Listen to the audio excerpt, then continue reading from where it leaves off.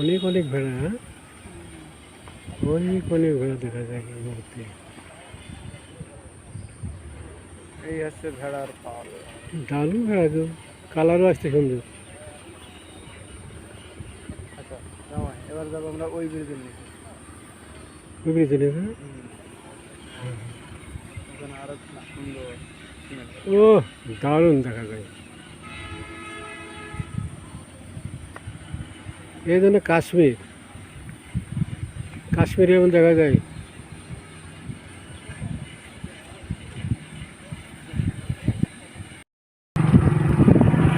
এইমাত্র আমরা চলে আসলাম হারিং ব্রিজ ও লালন চাষের থেকে মধ্যবর্তী স্থানে। আপনারা দেখতে পাচ্ছেন হারিং ব্রিজ বাম সাইডে, ডান পাশে লালন শাহ সেতু।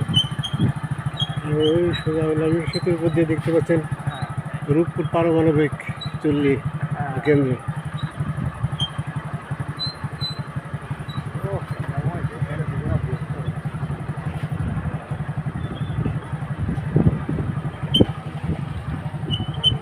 এদিকে রেখে দাও।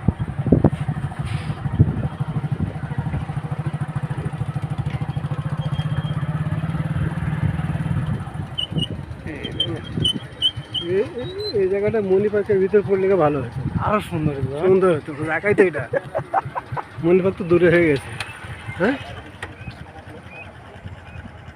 মণি পার্ক তো দূরে হয়ে গেছে।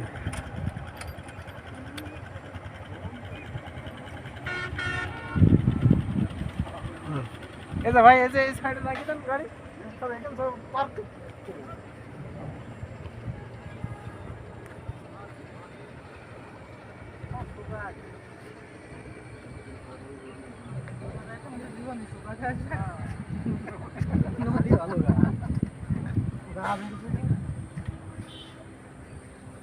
ফিরোজ, ব্রিজের সাথে হাইড্রোলিক সেট করা দেখা যায়, যখন তখন উঠানো যাবে।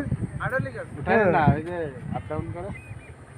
এই ব্রিজ কিন্তু আপনার বাতাসেও কাঁপে, বুঝেছেন? কাঁপে না? হাইড্রোলিক, হ্যাঁ। এই জন্য। ওঠানোর জন্য না, ওঠানো যাবে না? টুপিট আপ ডাউন। আচ্ছা আচ্ছা। পানির যে স্রোত, যে স্রোতে তো আপনার কভার তো করা লাগে।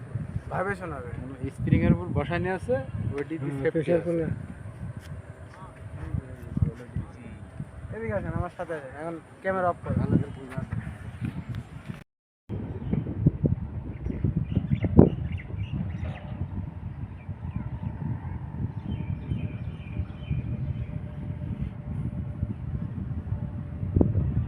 এটা রূপপুর পারমাণবিক কেন্দ্র, আর এটা লালন শাহ সেতুর নিচ থেকে আমি ক্যামেরায় ছবি দেখাচ্ছি। লালন শাহ সেতুর পুরো নিচে। আর এটা হার্ডিং ব্রিজ, ব্রিটিশের আমলে তৈরি হার্ডিং ব্রিজ। বাংলাদেশের এক অনন্য ঐতিহ্য হার্ডিং ব্রিজ। আর পদ্মা নদীর অবস্থা দেখেন, পদ্মা নদীর পানি ওই নিয়ে অনেক দূর চলে গেছে, আর এর পুরাটাই চর আর চর, বালির চর। এগুলো এককালে পদ্মা নদী অনেক গহীন পানি ছিল, এখন কিছুই না, বালি আর বালি।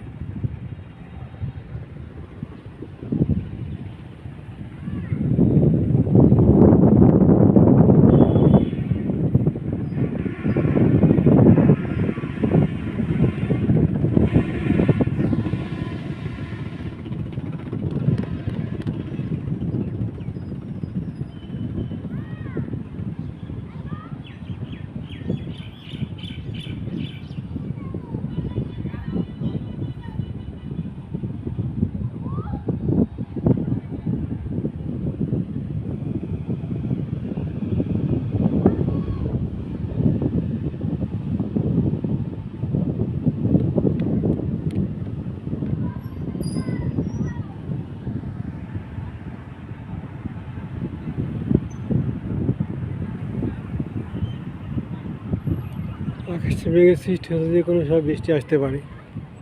ওই যে মেঘ।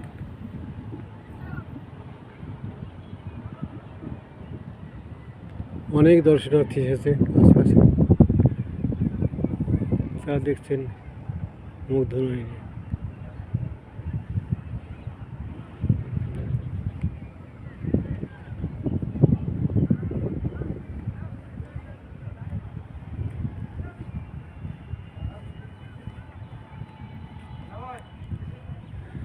এগুলোই এগুলো খালি ভেড়া চলে মনে হচ্ছে, নিয়ে যায় খালি পায়ের দাগ। হ্যাঁ, সব ভেড়ার পায়ের দাগ, এই যে সব ভেড়ার পায়ের দাগ, ছাগল ভেড়া এগুলো। হুম, কোনটা?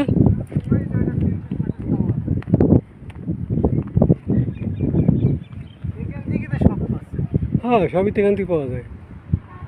এই যে পারমাণবিক কেন্দ্র আছে হাতের কাছে, হাত বাড়ালেই পাবো। হ্যাঁ, হ্যাঁ এই তো কাছে, এর থেকে আর কত কাছে হবে? এই কত কাছে, সামান্য একটু পানি আছে মাঝখানে, লাফ দিয়ে যাওয়া যায় এটুকু পানি না।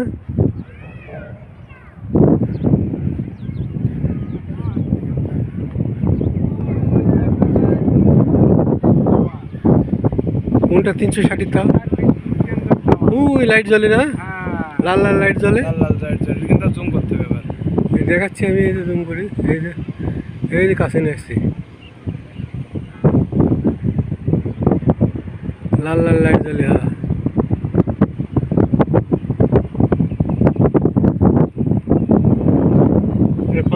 পানির ছবি ওঠায়। এই টাওয়ারটা পিলারগুলো সব এভাবে করা, এগুলো তো এইভাবে তৈরি করা, আগে তো এগুলো সব নতুন করছে মনে হয়। ডাইরেক্ট আপনারা সিট থেকে আমাদের কারেন্ট আনছে। কত সুন্দরভাবে তৈরি করছে, আগে পিলার লাগাইছে। এই গোড়াটা দেখো, এই লাইনটা গোড়াটা দেখো, পানি হলে ওইটা ডুববো না, না, ওই যে পিলার পর্যন্ত ওই পর্যন্তই উঠবে। ওই পর্যন্ত উঠবো। হ্যাঁ, ওই স্কেলেই তৈরি কর আছে। কয়টা পিলার আছে না? দুটো, তিনটা, একটা, দুইটা, তিনটা, তিনটা পড়ি। পদ্মা নদীর ভিতরে তিনটা। ট্রেন আসলে ট্রেনে সব ছবি তুলতে পারতাম। ট্রেন দেখে ফোন করে 5টার সময় আসার কথা আছে। 4:44 বাজে। এখনো ওই ধোঁয়াটা দেখা যায়, পারমাণবিক চুল্লি ধোঁয়া না? এই ধোঁয়াটা না মেঘ ওটা? না না না, ওইটা সেটা না, ওটা না, ওইটাও ওই দেখেন ওখান থেকে ধোঁয়াটা ছাড়ছে, এটাই সেটা না। এর এখান থেকে কোনো ধোঁয়া দেখা যায় না, এরকম দেখাবে কি? এটা যখন ধোঁয়া ছাড়বে মানে মেঘের মতন হয়ে যাবে, তাই না? এ ধোঁয়া ছাড়ে না ধোঁয়া তো ছাড়ে না, কারণ এই চুল্লির যত বড় এরিয়া, বুঝছেন না, যখন ছাড়বে তখন তো মেঘের মতন উঠতে থাকে। তাই তো বলছে, সেরকম তো ধোঁয়া হয় না মনে হয়। ও, এই পানিটা ওখান থেকে ঘুরে যায়, আবার ওদের পাশে যায় লোকজন, হয়েছে যাবেন নাকি? এই দিক দিয়েও যাওয়া যায়, এই দিক দিয়েও যাওয়া যায়। হ্যাঁ,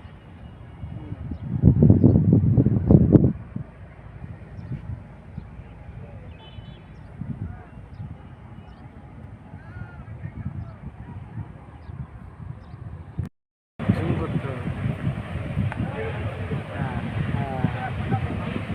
এই মুহূর্তে আলিং ব্রিজের উপর দিয়ে ট্রেন চলাচল করতেছে, ট্রেন চলার দৃশ্য।